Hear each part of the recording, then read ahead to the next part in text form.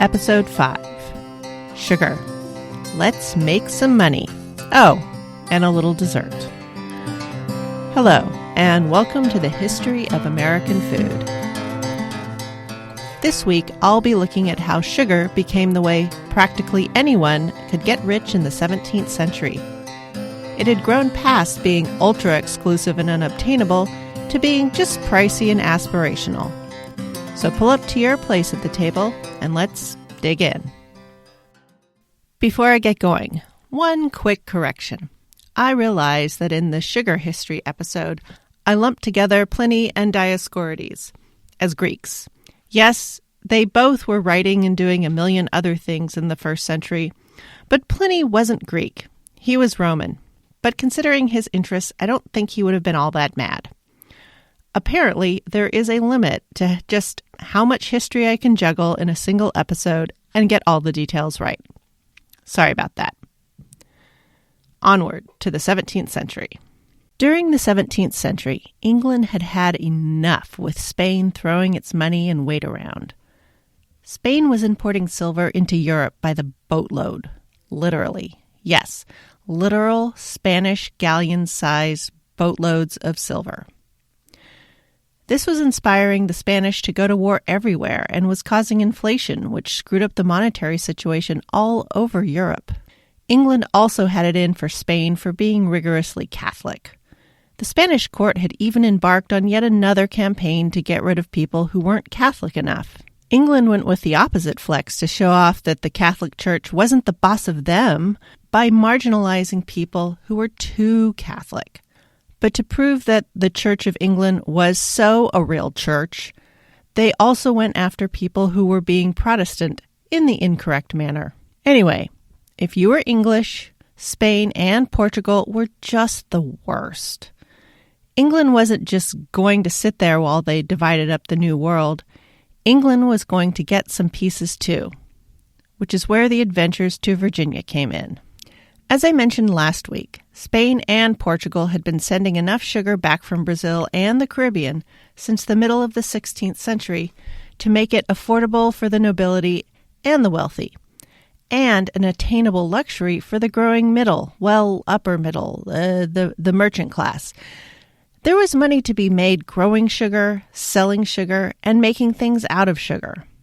One of the most prestigious and exacting roles in European confectionery arts was that of sugar baker. These artisans, women and men, it was cookery, so women were allowed, would make statues, carriages, architecture, and animals out of sugar. Marchpane, a version of marzipan, and sugar paste were made into models, colored, and even coated with silver and gold.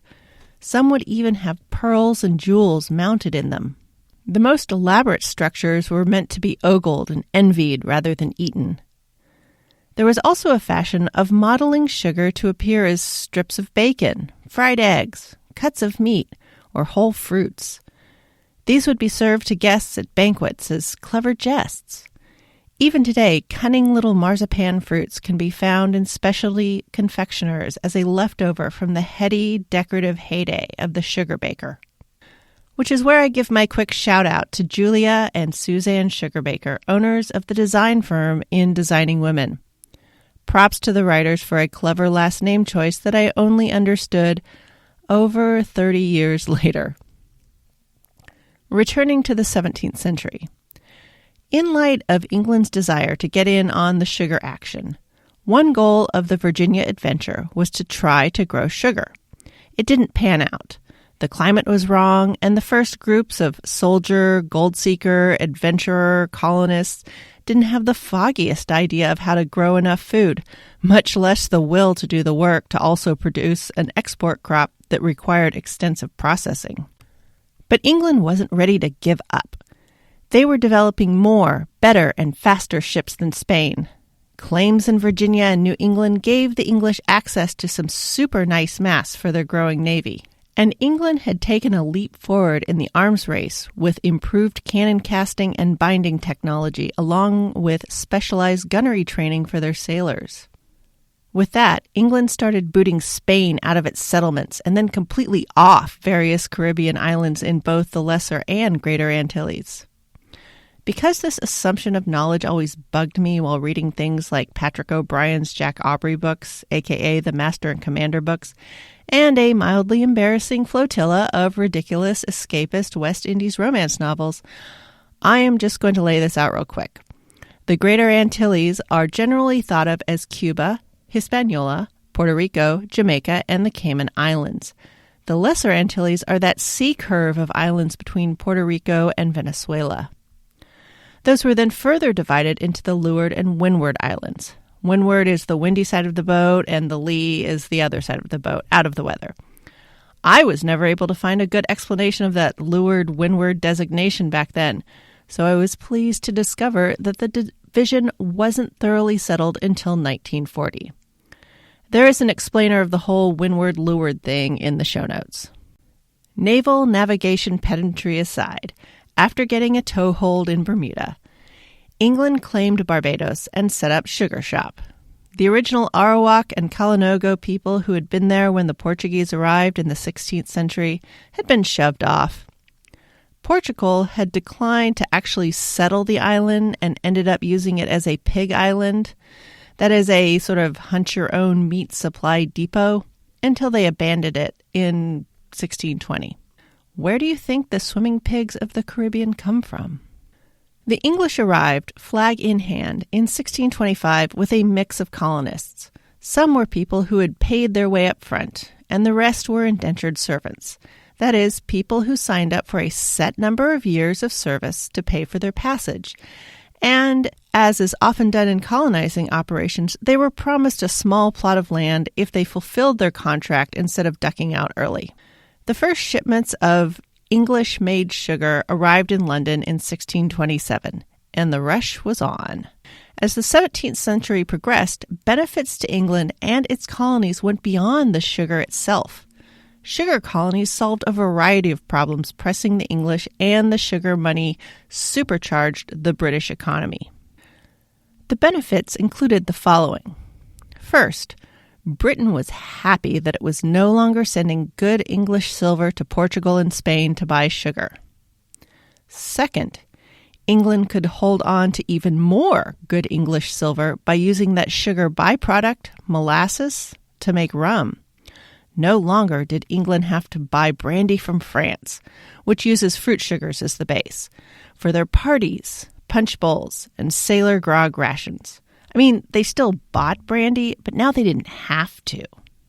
Third, all those layabouts and discontents who had been put out of work or pushed off their land by sheep due to the growing wool trade in England could now go work in the colonies. During and after all those English civil wars, soldiers mustered out of the different armies could also just go there instead of hanging about in England, being discontented where everyone could see them. Well, the ones who weren't impressed into the merchant marine and naval services. Fourth, many right-thinking and sensible people were throwing off the dominion of the Catholic Church, which was good, but it also meant there were a bunch of foreign Protestant weirdos from France and Spain, the German states, Bohemia, just everywhere, seeking asylum, which was bad. Now they could be sent to the places accepting foreign Protestant weirdos, like the Caribbean islands, and like Pennsylvania and Rhode Island. We'll see action from these principled and industrious people in the 18th and 19th centuries for sure. Fifth, lots of people being sent to the colonies and the sugar islands were dying of terrible diseases and stuff. That was bad. But the Royal African Company was spinning up its slave trading operations, so now there were, quote, Negroes from Guinea, unquote, working the sugar plantations. And that was good because it was stimulating England's homegrown metal industry, along with several of its other industries. Regarding the people from West Africa, the RAC had just converted into a commodity. Well, the historian Old Mixian had this to say in The British Empire in America. Every one of them consumes yearly 2 hilling hoes, 2 weeding hoes, 2 grubbing hoes, besides axes, saws, wimbles, nails, and other iron tools and materials, consumed in building and other uses to the value of at least 120,000 pounds in only ironwork. The clothes, guns, cordage, anchors, sails, and materials for shipping. Besides bed and other household foods consumed and used by them is infinite. Nor is the benefit of them to the kingdom sufficiently to be explained. Therefore, let it suffice, in a word, to say that the produce and consumption, with the shipping they give employment to, is of an infinite deal more benefit to the wealth, honor, and strength of the nation than 4 times the same number of hands, the best employed, at home can be. Beyond being a complete abuser of the phrase, in a word, Old Mixian was definitely working on the make it about the cash, don't make it messy by bringing people into it school of economics. By 1644, the population of Barbados was around 30,000, and there were about 800 Africans listed in the census. At this point, most of the labor was being done by indentured servants and land-owning smallholders. Over the next 15 years, English prisoners of war from the Cromwell years, displaced Irishmen, and Scottish troublemakers would all be shipped there, along with a large group of foreign Protestant weirdos, mainly from France, the Huguenots, or as the English said it, Huguenots.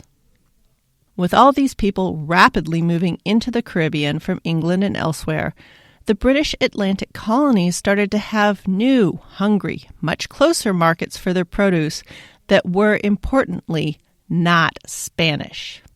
They could negotiate better prices with the island colonists directly instead of having to go through middlemen in London, who hit them with, credit monopoly pricing, and we'll dive into that mess when we look at mercantilism, right after fish and salt. Before the widespread English-sponsored sugar-focused colonization of the Caribbean in the 17th century, there was little trade between the separate colonies up and down the Atlantic coast. Instead, London acted as, in the words of Sidney Mintz, the hub of some rimless wheel, unquote. But once there was a significant population to trade with, many colonies found it profitable to move along the rim and reduce trips to the hub. And of course, the sugar producers in the Caribbean were happy to sell or trade sugar and molasses to the colonists for food and clothing for themselves and their growing slave populations. These Caribbean planters were also willing to pay cash or sugar or molasses for any captive Native Americans colonists wanted to unload. In the 17th century, deliveries of slaves from West Africa could be very spotty if you weren't on one of the islands regularly visited by the major shippers. Gregory O'Malley's book, Final Passage, illustrates just how ramshackle and irregular early 17th century British Atlantic slave trading really was before the Royal African Company got involved. And he hints at how it played into both the collapse of mercantilism and the rise of Caribbean piracy, along with sugar and rum. All of this meant that just as the British Atlantic colonies were growing, sugar started arriving in amounts larger than had ever been seen by any of the colonists, and the sugar was cheaper than it had ever been in England. Sugar products started to be a part of everybody's food in a way that had never been in Europe. Even if you couldn't afford white sugar and didn't have the hierarchy of kitchen staff to produce something extravagant like powdered sugar or marzipan fancies, there was always the less refined muscovado sugar. That is, sugar crystals where only gravity has been used to drain off the molasses. Even common laborers could expect occasionally to have some molasses with their cornmeal mush at breakfast. Speaking of common laborers, those English layabouts, mustered-out soldiers, guys on the wrong side of the English Civil Wars, the difficult Irish, and the recalcitrant Scots, all these people who had been shipped to the Sugar Islands as labor. As the 1660s approached, these guys were reaching the end of their indenture contracts and getting the small chunks of land they had been promised. To make things even more complicated, they, along with many of the settlers, were also dying of malaria, yellow fever, and a whole host of other tropical diseases. The economics of commodity sugar and death meant smallholders couldn't really be profitable. Smallholders attempting to do all their own labor were pushed out as plantation sizes ballooned. Many of those who sold out or were pushed off Barbados moved to newly conquered, much larger Jamaica or to the Carolina colonies. For what it's worth, Carol is a Latinization of Charles, so while Virginia was a nod to Elizabeth I, the Virgin Queen, the Carolinas were a nod to the King Charleses. Anyway, this mass departure in the middle of the 17th century is when the population of Barbados changed rapidly from mostly English and Irish to nearly half West African. Many of these people were from the Bight of Biafra, the Bight of Benin, and the Gold Coast. That is, from the Igbo, Edo, and Yoruba nations. From that starting point, again, in the words of Sidney Mintz, England fought the most, conquered the most colonies, imported the most slaves to her own colonies and in absolute numbers in her own bottoms, and went furthest and fastest in creating a plantation system. The most important product of that system was sugar. Coffee, chocolate, cacao, nutmeg, and coconut were among the other products, but the amount of sugar produced, the number of its users, and the range of its uses exceeded the others, and it remained the principal product for centuries. The 17th century is when sugar went from a luxury to a commodity, or moved away from being the rarefied, regal subtleties created by talented sugar bakers to bourgeois entertainments that could be made by a woman who cooked to feed her own house. And because American food was deciding what it was going to be, sugar became a part of American food in ways that are different than in just about any other nation. Let's start with breakfast. Up until the 17th century, breakfast was not much of a meal. Most people would have a bit of yesterday's food, maybe cold, maybe warmed up, or some stale bread and butter or cheese, or a bit of grain mush and a swallow of beer. Suddenly, you could have that bread or mush with a drizzle of molasses and possibly a bit of tea. When what had been a meal of complex, slow-burn carbohydrates and possibly some fats, along with a lightly alcoholic depressant, switches to a wake-up jolt of sugar and maybe a supercharge of caffeine if you get that little bit of tea, well, anyone who changes from one to the other is going to notice a very different start to their day. And though some of the components have changed, the association of sweet, an American breakfast, is still with us. On to dinner, the big meal of the day. At this point, sugar changes the structure of the meal very little. It was more little changes. Standard New England fare like baked beans, instead of simply being beans baked with a chunk of fatty salt pork, a spoonful of molasses would be added in as well. Breads might see the addition of a little sugar, a sweetened cornbread or a spoon bread, for example. But the end of the meal is where bigger changes would come. Before middle-class sugar, the end of the large meal typically included savory cheeses, dried fruits and nuts. It might also now contain some wet sweetmeats. That is, sugar syrup preserved fruits like apricots, quince, pears, citrus marmalades, and so on. These wet sweetmeats, or suckets, were a huge hit in the 17th century because there was still a deep suspicion of raw fruits bordering on fear. This was in part due to the reasoning of humors-based medicine, but it was also partly reasonable.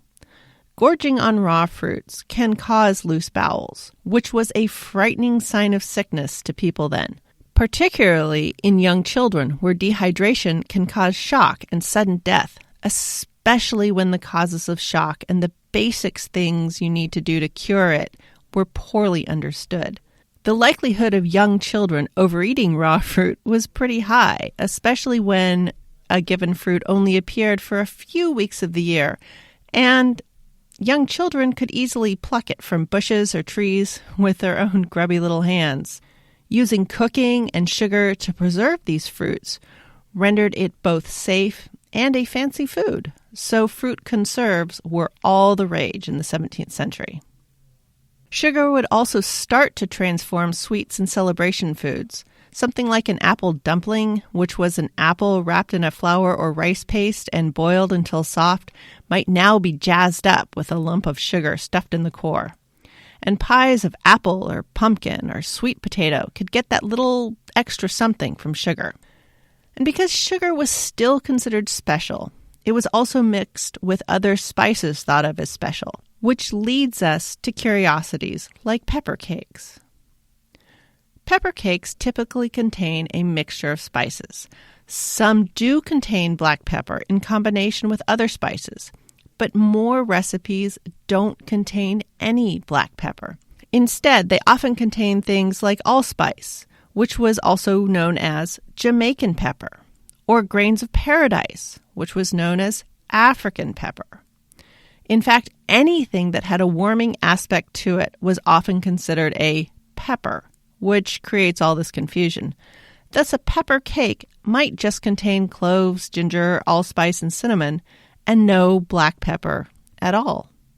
A descendant or cousin of pepper cakes is gingerbread, and that's still with us. A curiosity of both gingerbread and pepper cakes is that they contain both sugar and molasses. Earlier versions of these treats were far less sweet and much crispier. Food historians point out that the sugar is added with and treated like a spice. The molasses came later, changing this spicy, crispy biscuit to more of a sweet and spicy treat. The addition of the molasses gives gingerbreads their current chewiness. The power and effects of sugar in fermentation were also noticed. So a cake dough of flour, sugar, butter, and egg, with or without yeast, might be left for a few hours or even overnight to lighten. That is, get some fermentation going and add bubbles to the mixture before adding the rest of the ingredients and baking. So you got a little sourdough cake action. This is partly what is up with all those complicated sweetbreads and yeast-risen cakes in the Great British Bake Off. Sugar really hovers around the edges of the home kitchen in the 17th century, just showing up as an addition to known things, but not really changing the structure of cooking yet. It is in the 18th century where people start to think of sugar as a supply rather than as an extravagance. This is also when chemical leavening shows up, and things will get really exciting. In the 17th century, sugar was changing the world more than it was changing the kitchen. Sugar was creating fortunes. It was the impetus for changing slave trading from a largely individual and local endeavor to an ocean-spanning, multi-continent, poly-industry-linking corporate mega-enterprise that shipped the equivalent of nations across the ocean. And it caused the British Atlantic to start to see itself as a producer and consumer that might exist without the mother country. I'm sure that won't cause trouble very soon. As I'm getting deeper into this project, I've realized the 17th century is going to be mostly this back and forth structure of history of this thing and then 17th century of this thing. Because I really like going back and finding the end of the yarn. When we move into the 18th century and beyond, it will be updates on foods, and only when a new player comes in will there be a history of episode. Often it won't need to be a whole history of episode because America starts inventing food, and they don't have much history. Next week, we start on corn. But what that means is history of corn is next week, and then 17th century corn is the week after. I thought I might be able to fit all of corn into one episode, but in the 21st century, corn has been getting the 23andMe treatment. Papers published in the last 10 years opened up a big missing chunk of corn's 9,000-ish year history. So you'll have to wait one more week to see how Squanto reaches the end of his adventure. Thanks for listening. If you've come this far with me, I'd really appreciate it if you could write a quick review on whatever podcast widget you use. This helps the show become visible to other people. Thanks again. Show notes for this episode will be at thehistoryofamericanfood.blogspot.com, along with any promised pictures and links. I'll also include any interesting books I read for the episode. Music for this podcast is Fingerlympics by Dr. Turtle. The link to the show notes is also on the show's Twitter bio at THOA Food and in the show description.